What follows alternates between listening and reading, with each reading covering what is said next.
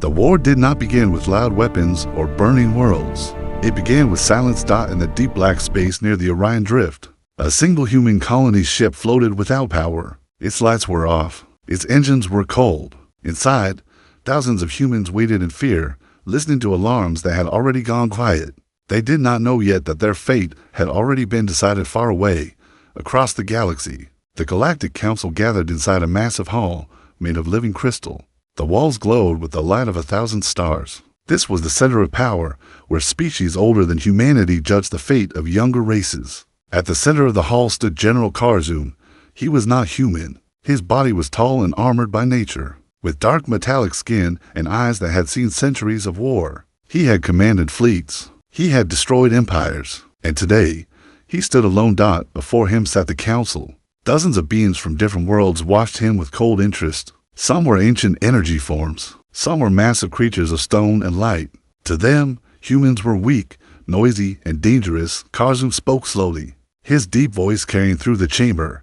Humanity must be spared. A low murmur moved through the council. Some laughed. Some showed anger. They are aggressive, said one counselor. They fight among themselves.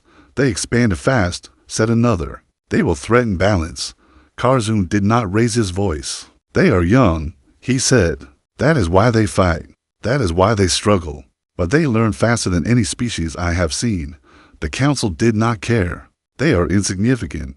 The High Counselor replied. One small species from one small star. Karzun's hands tightened. I have fought them, he said. I have seen them lose worlds and still stand. I have seen them protect each other when logic said they should flee. The High Counselor turned away. Your opinion is noted. The decision is final. The verdict echoed through the chamber. Humanity would be removed, not conquered, not enslaved, erased. Karzun felt something he had not felt in centuries. Regret. Far from the council, the first attack began. Human outposts at the edge of known space vanished without warning. No declarations, no messages. Entire stations were destroyed in seconds by weapons the humans could not see or understand. On Earth, alarms filled command rooms. Screens showed lost signals and empty star maps. Human leaders argued, shouted, demanded answers. But there were none. They were under attack by an enemy they could not name. Fleet Admiral Hayes stared at the map in silence. Red markers blinked and disappeared. This is not a raid, he said quietly. This is extermination. Human ships launched with outdated weapons and weak shields. Compared to the galaxy's true powers, they were primitive. Their ships shook under fire. Their defenses failed, and still, they fought. A small human fleet was trapped near a dead star system. Surrounded by enemy ships, escape was impossible. The enemy offered no surrender. The human commander gave one final order: protect the civilians. Ram the largest ship. The human vessels charged forward. The explosion lit the system like a newborn star. Observers from the Galactic Council watched the battle through distant sensors. Some were surprised. Others were annoyed. Wasteful, one counselor said. Karzun watched in silence. His eyes focused on the data, on the human ships that refused to retreat, on the way they turned their bodies and machines into shields for others. They should fear death. Another counselor said. They do, Karzun replied. They simply fear losing others more. No one answered him. The war spread quickly. Human colonies fell. Billions died. Yet something strange began to appear in the battle reports. Human ships adapted. They modified weapons mid-battle. They learned enemy patterns within hours. They shared data instantly across fleets. Losses were high, but resistance grew stronger each day. Karzun saw it clearly. Humanity was not powerful. But they were becoming dangerous. Back on Earth, a damaged human cruiser limped into orbit. Its hull was torn open. Fires burned inside. But at return, engineers rushed aboard. They pulled data cores from the wreckage. New weapons designs appeared on screens within minutes. Human scientists worked without sleep. Soldiers volunteered knowing they would not return. Civilians built ships in factories that never shut down. Fear did not break humanity. It sharpened them. Karzun stood again before the council days later. In this war, he said. Now, the High Counselor did not even look at him. It is already decided. Karzun turned away from the council. For the first time in his long life, he made a choice that would mark him as a traitor if the galaxy would not listen. Then humanity would have to survive long enough to be heard. The galaxy believed the war would end quickly. Humanity was smaller, weaker, and alone. That belief became the first great mistake.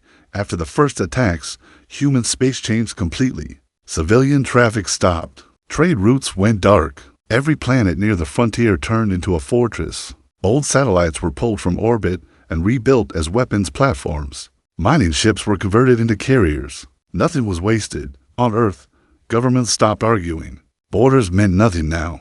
For the first time in human history, the species acted as one. Admiral Hayes stood in the war room beneath the planet's surface. The room shook as enemy weapons struck orbital defenses. Screens showed losses, but also something new. Enemy ships were retreating. Not many, not far, but retreating. They didn't expect resistance.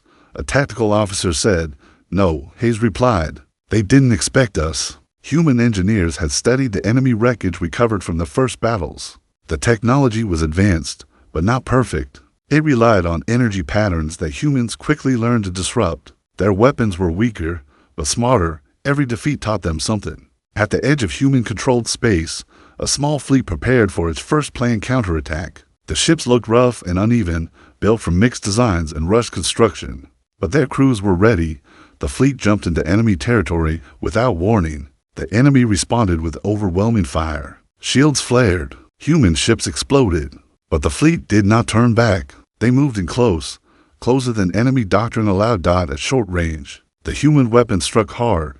The enemy formation broke. For the first time, a galactic fleet was destroyed by humans. Across the galaxy, observers took notice. On the council world, Karzun studied the battle reports in silence. The data confirmed what he feared. Humanity was adapting faster than expected. The High Council dismissed the loss as insignificant. A delay, they said. Nothing more. Karzun knew better. He requested permission to lead the war effort personally. If denied, he knew what it meant. The answer came quickly. Denied. The council no longer trusted him. From that moment, Karzun was watched. Back in human space, victories came at terrible cost. Entire cities burned. Colonies were lost. Refugee ships filled the dark between stars. Children grew up under red alert lights. Yet surrender never came. Instead, something changed inside humanity. Fear became anger. Anger became purpose. Human commanders stopped defending everything. They chose battles carefully. They hit supply lines. They destroyed communication hubs. They forced the enemy to react instead of plan. The war slowed. Then it stalled. Enemy fleets began to struggle with human unpredictability. Humans did not fight like other species. They broke rules. They sacrificed ships to win minutes. They fought battles they could not win, just to learn how to fight the next one better. A human pilot once said over an open channel, moments before his ship was destroyed, "You'll remember us." The enemy did. Karzun watched recordings of human last stands. He saw crews smiling as systems failed. He saw soldiers holding lines long after hope was gone. He recognized the pattern. This was how legends were born.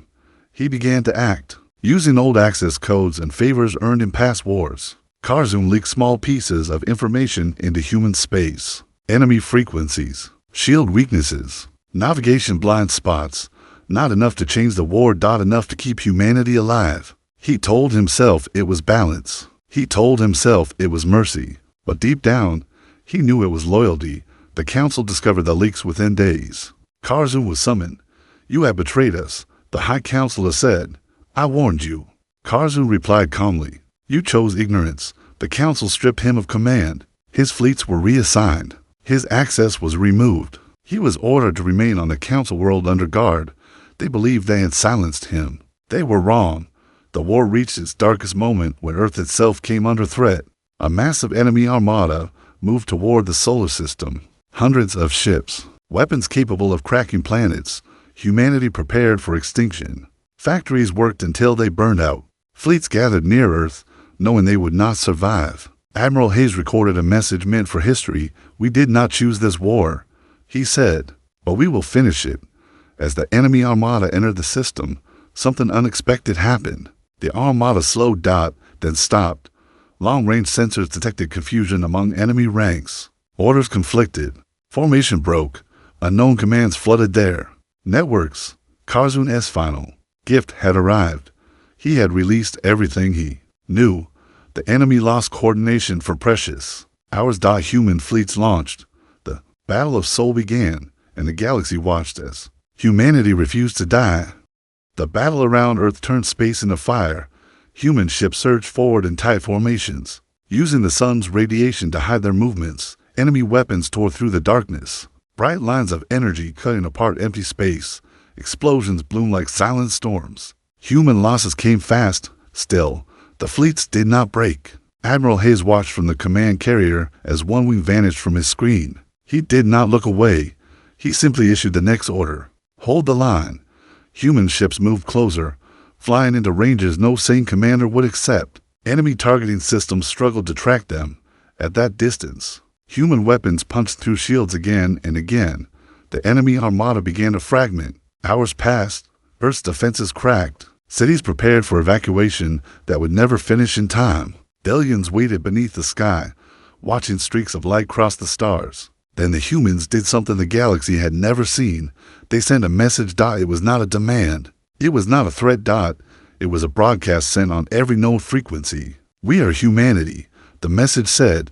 We are still here, the signal repeated as human ships charged. The enemy commanders hesitated. They had never fought a species that announced its presence while facing extinction. That hesitation cost them. Human boarding craft launched, small and fragile.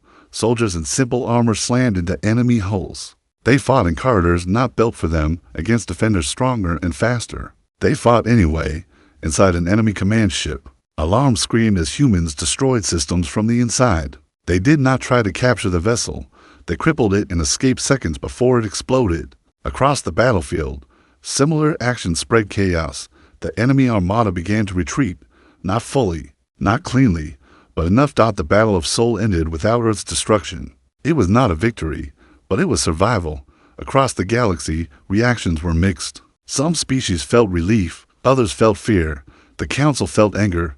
Humanity was no longer weak. On the Council world, Karzu stood in confinement, his weapons removed, his body restrained by energy fields. Even so, his eyes were calm.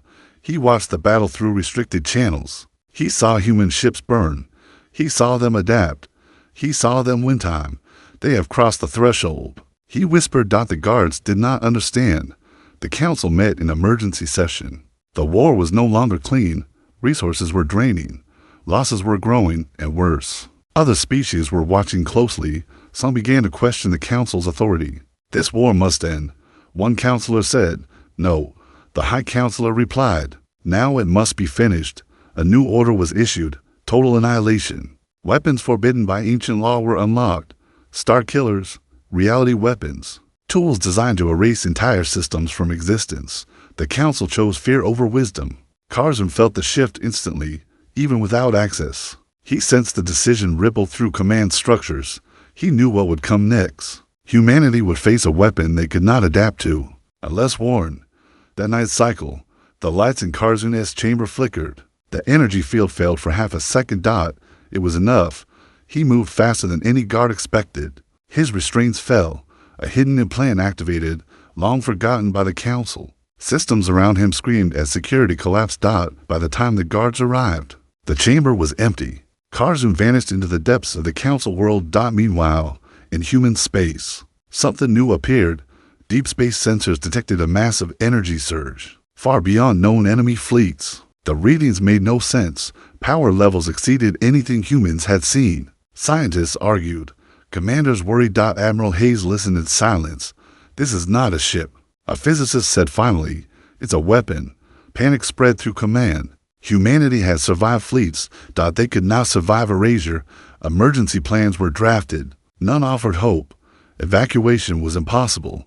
Defense was meaningless. Yet humanity did not surrender. Factories continued. Fleets repaired. Soldiers trained. They would face the end standing. Then an encrypted signal arrived. Alien, almost rejected by filters. When decoded, the room went silent. It contained enemy schematics, weapon limitations, a single warning. Run is not an option. Hide is not an option. There is only one way. The message ended with a name. KHA or single quotes. ZUUN. Admiral Hayes closed his eyes. The alien general, he said quietly. He wasn't lying. Humanity now faced a choice: trust an enemy, or face extinction alone. And somewhere in the heart of the galaxy, a traitor general prepared to stand with humanity against the throne he once served. The message from Karzun changed everything. Human command did not trust it at first. They studied it, tested it, tried to break it apart. Every detail matched the enemy's technology. Every weakness described was real. The weapon the Council planned to use was beyond fleets. It would collapse stars, tear space itself, and leave nothing behind. There was no shield against it. But there was a delay. The weapon needed time to charge, time to align. Time humanity did not have much of, but enough to act once. Admiral Hayes gathered the highest commanders and scientists. The room was quiet as the plan took shape. It's suicide, one officer said. Yes, Hayes replied, but not pointless. The plan was simple in concept and terrible in execution. The weapon could not fire if its core field was disrupted at a precise moment. Doing so required a ship to enter the field itself. No ship would survive. A human ship volunteered before the meeting ended, then another. Then hundreds. Humanity did not argue about who would go. They argued about who would be allowed to. Far away, Karzun moved through hidden channels and forgotten tunnels. The Council world was ancient, layered with systems built by species long extinct. He knew them all. He had helped design many. He reached an old command node, one no longer used, one the Council believed sealed forever. From there, he accessed the deeper network. He did not try to stop the weapon. He changed who controlled it. The High Counselor sensed the intrusion too late. You cannot stop this, the High Counselor said as Karzun appeared on the central display. Humanity will fall. Order will remain. Karzun's voice was steady. Order built on fear always falls. Security forces closed in on his position. He held them off with skill and knowledge, not strength. Each second he gained mattered. In human space, the volunteer fleet moved. They were not the strongest ships. They were the fastest. Modified engines burned beyond safe limits. Crews knew they would not return. Earth watched them go. No speeches were made. No goodbyes sent. Humanity understood. The fleet jumped into deep space toward the weapon's location. Sensors screamed as reality bent around the structure. It was massive, unfinished, glowing with energy pulled from multiple stars. Enemy defenders reacted instantly. Human ships exploded under fire. Others pushed through, flying directly into zones of collapse in space. Time felt slow. Orders came sharp and clear. Hold course. Maintain vector. Now. The first ship entered the core field and vanished. The second followed, then dozens more. Inside the weapon, systems began to fail. Energy flows destabilized. The charge cycle broke. The Council screamed orders. Too late. Karzun felt the shift as the weapon lost control. He smiled for the first time in years. Then security reached him. Blades cut through his armor. Energy burned his side. He stayed, connected until the final second, forcing the system to lock itself down. The weapon collapsed inward instead of firing. Space folded. The explosion was silent and absolute. Entire fleets vanished. The weapon was gone. The cost was heavy. The volunteer fleet did not return. Humanity mourned in silence. Across the galaxy, shock spread faster than fear. The Council had failed. Their ultimate weapon was destroyed by a species they called insignificant. Other powers began to move. Some withdrew support from the Council. Others cut communication. The balance shifted. On the Council world, Karzun lay dying in a ruined chamber. The High Counselor stood above him. You chose them, the Counselor said. Yes. Karzun replied softly, because they choose each other. The Counselor raised a weapon.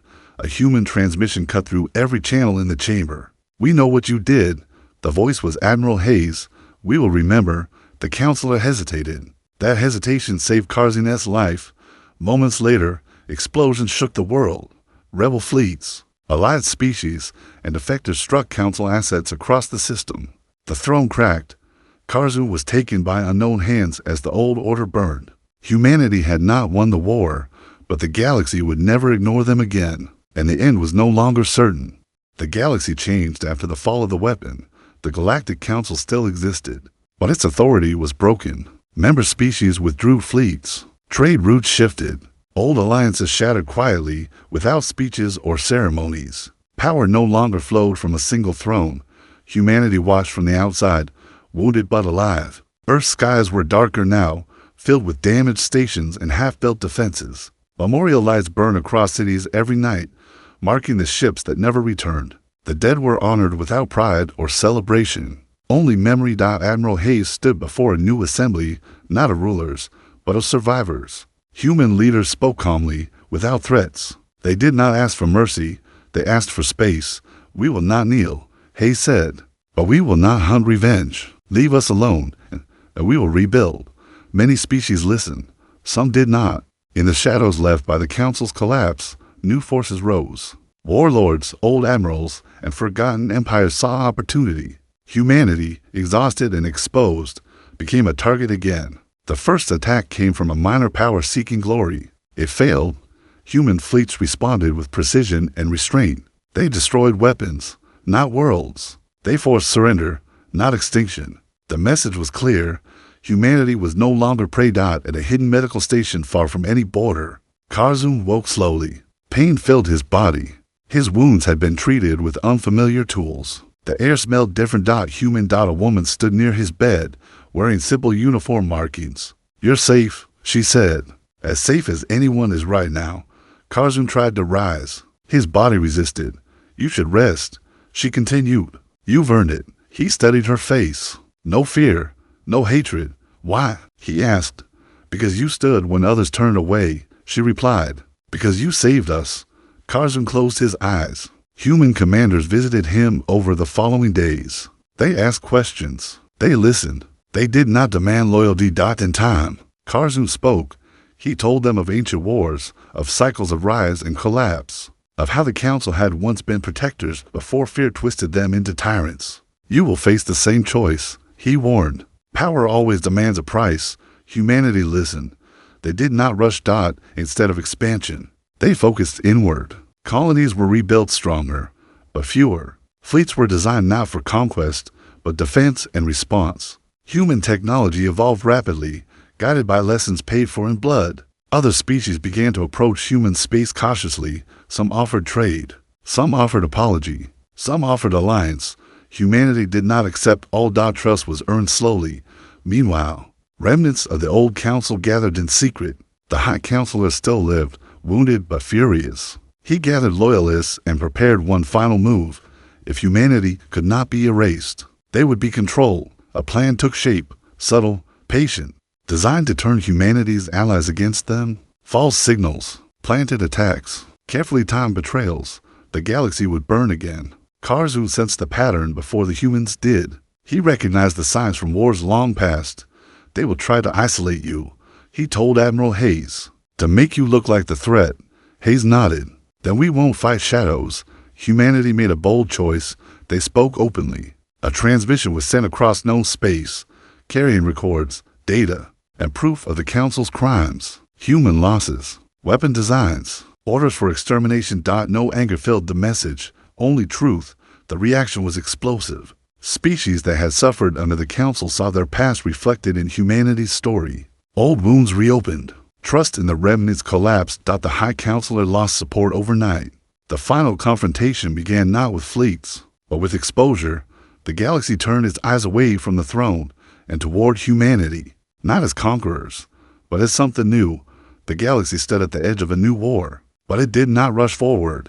The truth humanity had released spread faster than fear ever could. Records of extermination orders, erased civilizations, and forbidden weapons filled public channels. Species that had once trusted the Galactic Council began to pull away completely. The High Counselor's power shrank with every passing cycle, but he was not finished. Hidden fleets gathered beyond map space. Old weapons were reactivated. Mercenary species were promised worlds and wealth. The plan was simple. One overwhelming strike. No warnings. No negotiations. In humanity, human intelligence detected the movement too late to stop it quietly. Fleets were already in motion. Admiral Hayes addressed Earth and every human colony at once. "We will not strike first," he said, "but we will finish what comes for us." Human defenses activated across multiple systems. Civilian evacuations began where possible. No panic followed. Humanity had lived with war too long to be surprised by it. Karzun watched from the command center of a human battle station. He was weaker now, his body slower, but his mind remained sharp. "They will aim for symbols," he said. "Earth, your largest colonies. They want fear, Hayes nodded.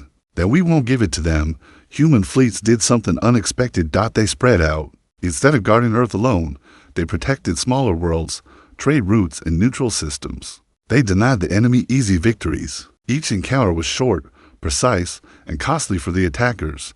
The enemy advance slowed. Then fractured mercenary fleets began to withdraw. Promises were broken. Losses were higher than expected. Humanity did not chase fleeing ships. They let them go.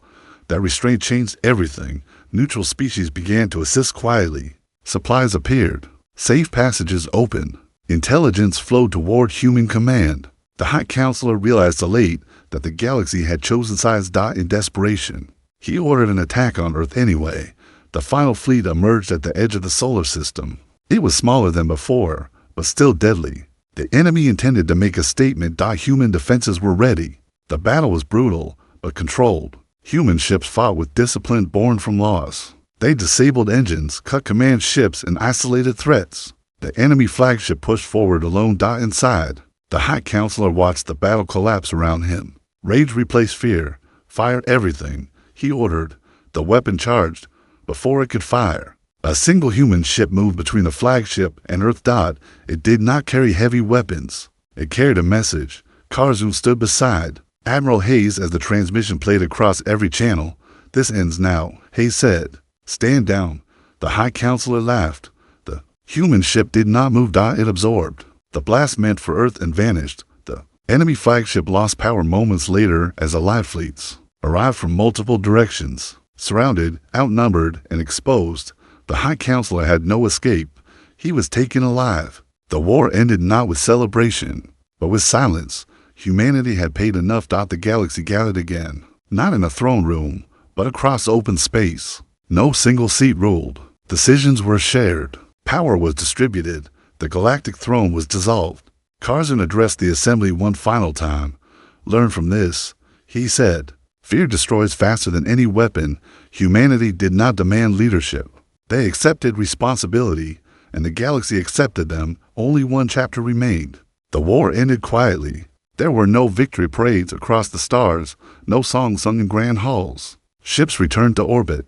Weapons powered down. Worlds breathed again. The galaxy moved forward not because it was healed, but because it was tired of breaking. The High Counselor stood before the new interstellar assembly, restrained and silent. No throne waited for him. No crowd shouted. His power was gone, not taken by force, but by refusal. No one listened anymore. Humanity did not ask for his execution. They did not ask for punishment. They asked for an end. The records of the old council were sealed, not hidden, but preserved. Every crime, every erased world, every order signed in fear. The galaxy would remember, so it would not repeat. Karzun watched from a distance, leaning on a support frame designed for his failing body. His war was finally over. Admiral Hayes approached him quietly. You were right, Hayes said. About us, about the council. Karzun turned his heavy gaze toward Earth on the display above, blue and fragile, still standing. I only told the truth, he replied. You chose what to do with it. Humanity returned home. Rebuilding took years. Cities rose slower this time, designed for life instead of speed. Fleets were smaller, but smarter. Children learned not only history, but why it mattered. Humanity did not expand blindly again. They explored with caution. Other species followed. Trade replaced conquest. Cooperation replaced command. Disputes still existed, but they ended in talks more often than fire. Humanity became something rare. A line. Not rulers. Not destroyers. A boundary no one crossed lightly. Karzun spent his remaining time among humans. He walked their stations, watched their stars, listened to their stories. He saw grief carried with quiet strength and hope built without arrogance. On his final day, he asked to watch Earth's sunrise. The sky glowed gold and blue across the planet's edge. They will challenge you, he said softly. Again, someday. Hayes nodded. We know. Karzun's voice was calm. When that day comes, remember who you are. His life ended as the sun rose. Across human space, ships paused for 1 minute, not because they were ordered to, because they chose to. Years later, young species studied history and asked why the galaxy no longer had a throne. The answer was simple. Once, an alien general begged the galaxy to spare humanity. The galaxy ignored him. And because of that mistake, humanity survived, and the stars learned to listen.